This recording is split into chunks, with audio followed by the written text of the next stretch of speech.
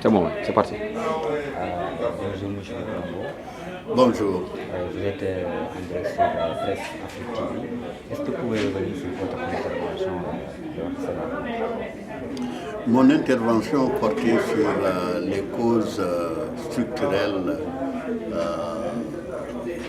au niveau du Sénégal.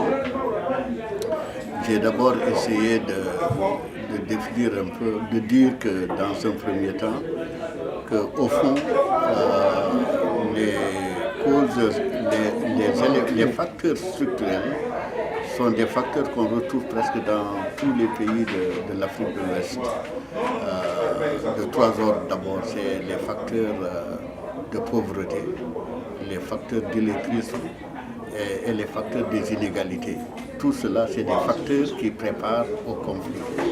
J'ai également dit que les facteurs structurels ne sont pas des facteurs où survient un conflit. C'est le lit qui prépare le conflit. Et il faut ce qu'on appelle les accélérateurs de conflit. Les accélérateurs de conflit, j'ai essayé maintenant de voir à peu près dans le contexte sénégalais, surtout avec les élections, le processus électoral aujourd'hui où il y a beaucoup de frustration, beaucoup de mécontentement. Et je me pose bien la question, si demain on arrive au scrutin et les résultats sont contestés, bon, je vois déjà une amplification de cette violence-là et ça peut déboucher sur vraiment une crise grave. Bon, j'ai également parlé un peu de la personnalisation du pouvoir, le manque de démocratie dans les partis. J'ai parlé un peu du parti au pouvoir où naturellement le président de la République, c'est vraiment la clé de voûte, c'est lui qui contrôle tout, etc. Donc je ne vois pas tellement la démocratie à l'intérieur de ce parti politique-là, cette coalition du pouvoir présidentiel. Mais j'ai également parlé de l'opposition. Non plus au sein de l'opposition, je ne vois pas se développer une culture de démocratie. Il y a certainement quelqu'un qui est là, le chef du parti, à mon avis qui régente tout, dont l'avis est sollicité pour tout. Pour moi, je ne vois pas tellement se dérouler sous nos yeux la démocratie qui peut nous permettre de voir si demain ce parti-là arrivait à remporter les élections, est-ce qu'on aurait la démocratie telle qu'on l'aurait souhaité?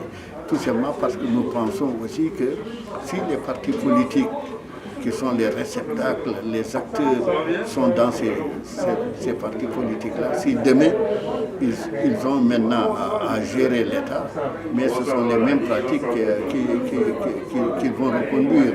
Et c'est cela ma crainte. J'ai examiné d'autres questions. D'abord, la politisation de l'administration. Le parti au pouvoir régente tout, contrôle tout. Tous les bénéfices qui devaient aller aux citoyens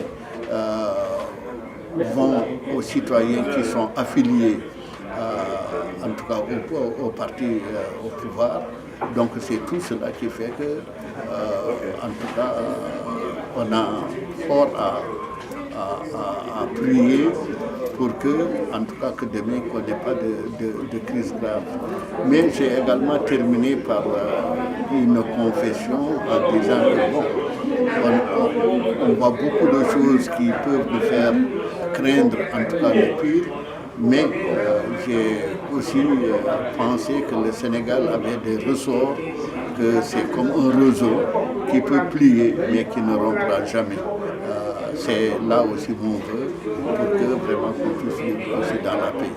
Mais la démocratie aussi c'est un état de compétition, donc c'est tout à fait normal qu'il y ait en tout cas des conflits, mais ces conflits-là doivent être maîtrisés pour que ça ne développe pas, ça ne débouche pas sur une violence qui nous perdrait perdre en tout cas beaucoup de choses, surtout le caractère exceptionnel de la démocratie sénégalaise. Maintenant, juste pour terminer, avec tous ces hommes-là et éviter les prémices d'une série de violences post-électorales, qu'est-ce qu'il faudrait faire pour les éviter et à l'avenir aussi éviter tous ces fléaux que vous venez de nommer? Oui, je crois que au Sénégal actuellement, j'ai beaucoup apprécié le rôle de la justice. La justice qui était tant décriée au début, que nous n'avions pas de justice. Aujourd'hui, le régulateur le plus important, c'est la justice. La justice a rendu des décisions qui nous ont aussi rendu notre fierté. Mais aussi à côté, c'est aussi le dialogue. Il faut aussi parler, il faut se parler. Tant qu'on ne se parle pas, on ne règle pas les problèmes. Les problèmes sont faits pour être posés. Et s'ils sont posés, après échange, on peut trouver en tout cas une solution. Donc je suis tout à fait optimiste qu'au fond, les Sénégalais, bon, on a toujours parlé du Sénégal, pays de dialogue. Avec le dialogue, je crois qu'on réglera tous nos problèmes. C'est aussi mon souhait.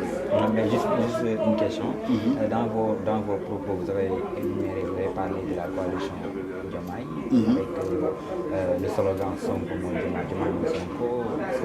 Oui, je n'ai pas aimé d'ailleurs ce slogan.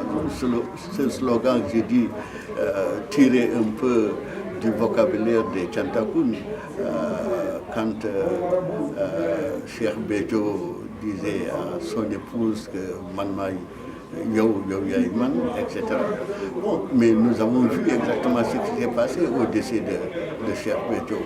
Il y a eu 2 camps et j'ai fait aussi le parallèle avec aujourd'hui cette dualité entre Sonko et Diomaye.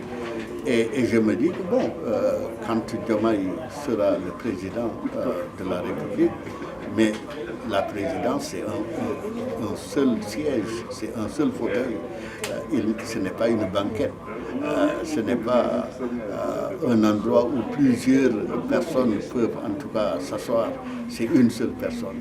Et si cette personne-là est Diomaye, quelle va être la situation aussi de Sonko au regard de la popularité de Sonko, le fait qu'il soit au centre de tout.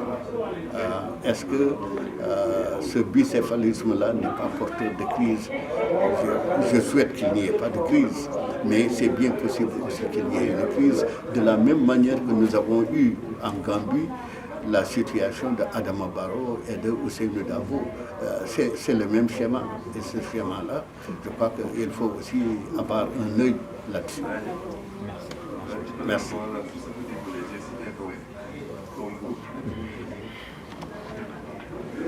C'est bon? C'est bon, oui. Merci beaucoup.